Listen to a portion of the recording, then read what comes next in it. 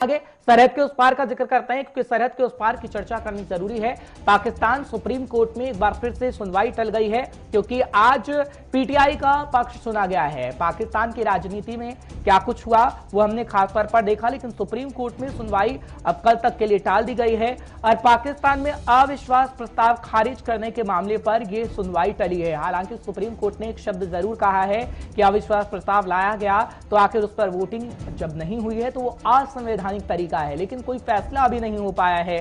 कल हमने देखा था कि विपक्ष की बात सुनते हुए सुप्रीम कोर्ट नजर आया था पाकिस्तान का, लेकिन आज की जब हम बात करते हैं तो आज जो सत्ता पक्ष रहा यानी इमरान खान की पार्टी पीटीआई का जब हम जिक्र करते हैं तो उनका पक्ष सुना गया है।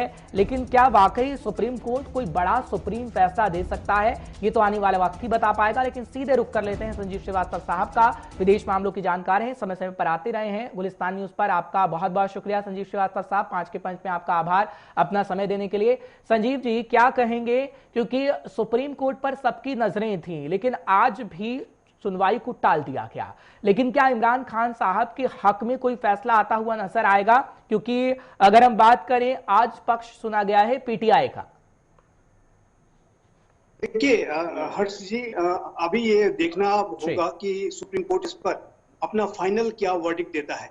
अभी सुप्रीम कोर्ट सुनवाई कर रहा है और जाहिर है कि ये जो बेहद एक ऐसा मामला है जो कि संविधान से संबंधित है और सुप्रीम कोर्ट उस पर बहुत ही बारीकी से जो भी प्रक्रिया हुई है और संविधान में क्या प्रावधान है और क्या कोई इसका उल्लंघन हुआ है या नहीं हुआ है, इसके ऊपर एक बारीक अध्ययन कर रहा है और इसी वजह से इसमें कुछ समय अवश्य लग रहा है। लेकिन आज जैसा कि आपने बताया कि पीटीआई का पक्ष सुना गया है, कल जो सुनवाई होगी ऑब्वियसली उसमें जो अन्य जो विपक्षी पार्टीज हैं उनका पक्ष सुना जाएगा और जो उसके बाद ही सुप्रीम कोर्ट इसके ऊपर कोई निर्णय देगा। ये सुप्रीम कोर्ट का जो पूरी एक किसी भी शासन व्यवस्था में सुप्रीम कोर्ट का ये पूरा एक मैंडेट होता है कि वो संविधान की रक्षा करे। यदि संविधान का उल्लंघन किया गया है तो उसको संविधान को बचाने के लिए वो अपना पूरा जो भी उसकी पावर्स हैं उसका इस्तेमाल करने का उसे हक है और सुप्रीम कोर्ट अपने इस पावर को एक्सरसाइज करते हुए उसने जो भी नेशनल असेंबली में जो हुआ था उसका सुमो मोटो कॉग्निजेंस भी लिया था और उसके जाहिर है कि ये सुप्रीम कोर्ट की जिम्मेदारी है। इसी वजह से मुझे ऐसा लगता है कि सुप्रीम कोर्ट इसका बहुत ही बारीकी से अध्ययन कर रहा है।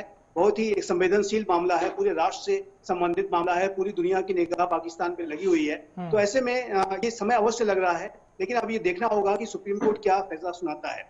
इस बात की संभावना से इनकार नहीं किया जा सकता कि ये फैसला इमरान खान के अगेंस्ट में भी जा सकता है, क्योंकि एक बार प्रस्ताव टेबल किया जा चुका था, उसके बाद एक लंबे समय तक इंतजार किया गया, फिर एक अंत समय में ड्रामेटिक तरीके से इस प्रस्ताव को खारिज कर दिया गया। तो ये जो पूरा जो घटनाक्रम हुआ है उसको जाहिर है कि एक बेहद ड्रामेटिक तरीके से सारी बातें हुई हैं। एक मेच्योर जो डेमोक्रेसी होती है, जमहूरियत होती है, उसमें इस तरीके की घटनाएं जनरली नहीं होती हैं। तो ये सुप्रीम कोर्ट की नजर इस पे होगी और इस बात की संभावना से इनकार नहीं किया सकता कि यह फैसला इमरान खान के अगेंस्ट में भी जा सकता है और ऐसे में फिर नेशनल असेंबली रिज्यूम होगी और उनको वोटिंग का सामना करना पड़ेगा और नई सरकार विपक्ष की बन सकती है। लेकिन क्या आपको लग रहा है कि हाँ विपक्षी पार्टियां क्या कमजोर होती हुई नजर आ रही हैं, क्योंकि इमरान ने ऐसा पासा फेंक दिया है, जो बातें कही गई हैं कि सरकार को तोड़ने का या फिर पाकिस्तान के लिए ख्वाब देखा जा रहा है विदेशी ताकतों की तरफ से, जो पासा फेंका गया है क्या इमरान खान साहब के लिए काम कर जाएगा और विपक्षी पार्टियां कमजोर होती हुई नजर आएंगी? देखिए, वर्तमान समय में प्रधानमंत्री इमरान खान पूरी तरीके से इलेक्शन मोड में दिखाई दे रहे हैं। उनको पता है कि आने वाले समय में उन्हें इलेक्शन में जाना है।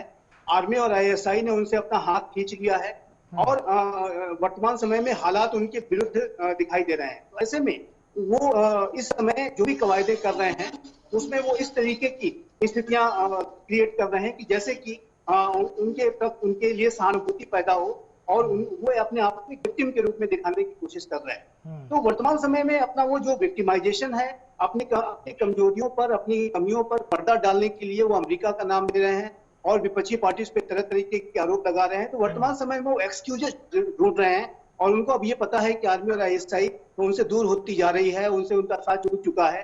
तो ऐसे में उनको अब लगता है कि आवाम के बीच में जाने के अलावा और कोई विकल्प नहीं है। इसी वजह से वो अपनी सारी जो कवायदें ऐसे ही कर रहे हैं कि जैसे कि अपनी वो पॉस्चरिंग कर रहे हो ये अपनी जनता के बीच में अपने आप को ऐसे दिखा रहे हैं कि जैसे कि उनके साथ बहुत बड़ा अन्याय हो गया है, एक विदेशी साजिश हो गई है, विपक्ष भी उस साजिश में जाके मिल गया है और वो अपने आप को विक्टिम दिखाने की कोशिश कर रहे हैं, विक्टिम कार्ड खेलने की कोशिश कर रहे हैं। तो ये इमरान खान तो इलेक्शन मोड में है पूरी तरह से और उन्होंने अभी से इलेक्शन की तैयारियां करना शुरू कर दी हैं। लेकिन यदि उनका फैसला उनके विपक्ष में चला जाता है तो ऐसे में इस बात की संभावना बनेगी फिर कि एक विपक्ष की सरकार बने, लेकिन जाहिर है कि वो सरकार भी लंबे समय तक उसका कार्यकाल नहीं होगा और अंततः इलेक्शन होंगे। लेकिन हर्ष जी एक बात स्पष्ट रूप से दिखाई देती है, बिल्कुल। ये जो पूरा घटनाक्रम हुआ है उससे आगे आने वाले समय में पाकिस्तान में जो राजनीतिक अस्थिरता है वो लंबे समय तक रह सकती है। आर्थिक रूप से पाकिस्तान पहले ही अस्थिर है, डिप्लोमेटिक रूप से आइसोलेटेड है। तो ऐसे में जो पाकिस्तान के जो आंतरिक हालात हैं वो ओवरऑल जो है अस्थिर रह सकते हैं और जिसके ऊपर पूरे विश्व में इसके ऊपर नजर है और भारत को विशेष रूप से सतर्कता बरतने की आवश्यकता होगी। ठीक है संजीव जी, बहुत बहुत शुक्रिया हमारे साथ आने के लिए, आपका आभार। हम आपसे जरूर मुलाकात दोबारा से करेंगे। फिलहाल संजीव जी बताने की कोशिश कर रहे थे कि क्या सिनेरियो पाकिस्तान का बनता हुआ नजर आ